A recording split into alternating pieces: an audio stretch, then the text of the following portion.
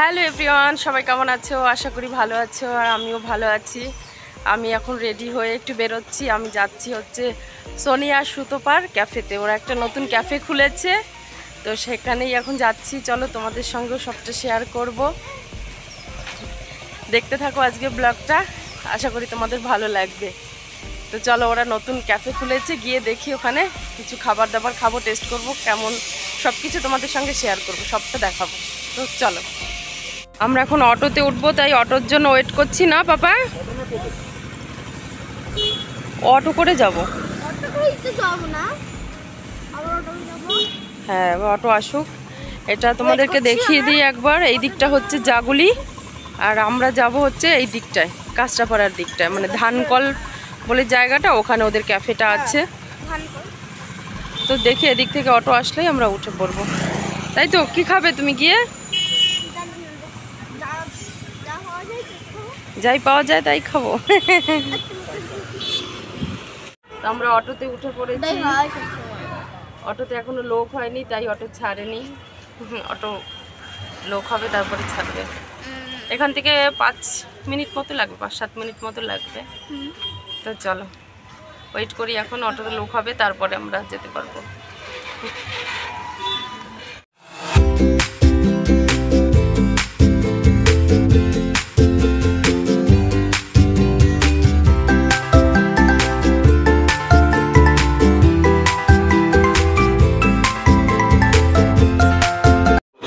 আমরা 5 মিনিটে পৌঁছে গেছি। এইদিকে কাঁচরাপাড়া আর এইদিকে জাগুলি। আমরা জাগুলি থেকে এসেছি। চলো, ওটা রাস্তার উপরে, চলো তোমাদের দেখাচ্ছি। তো এই তো আমরা ফাইনালি পৌঁছে গেছি সোনিয়া সুতোপার নতুন ক্যাফে, ফ্রেন্ডস ফরএভার ক্যাফে। তো তোমরা যারা কাঁচরাপাড়া বা জাগুলির আশেপাশে থাকো, তারা সবাই একবার অন্তত ভিজিট করো। ক্যাফেটা খুব সুন্দর, ওরা নতুন খুলেছে। আর কাঁচরাপাড়া যাওয়ার একদম মেইন যে রাস্তাটা, রাস্তার উপরেই ক্যাফেটা পড়বে। আর একদম নতুন খুলেছে, এখনো 1 মাসও হয়নি। তো চলো তোমাদের সঙ্গে পুরোটা শেয়ার করব। দেখো ওরা কত সুন্দর করে সাজিয়েছে, আরও সুন্দর করে সাজাবে, এখনও অনেক কাজ বাকি আছে।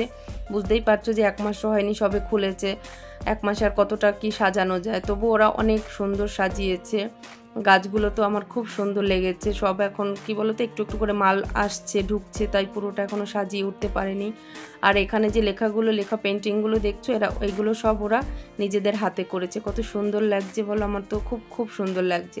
তো আরেকটু ওরা গুছিয়ে নিতে পারলে আরও সুন্দর লাগবে। এখন তো সবে শুরু করেছে, তো পুরোটা তোমাদের সঙ্গে ঘুরিয়ে দেখালাম, আর আমিও ঘুরে ঘুরে দেখলাম। তো বললাম এরকম করবি, ওরকম করবি, আমিও আমার মতো করে একটু বললাম ওদেরকে।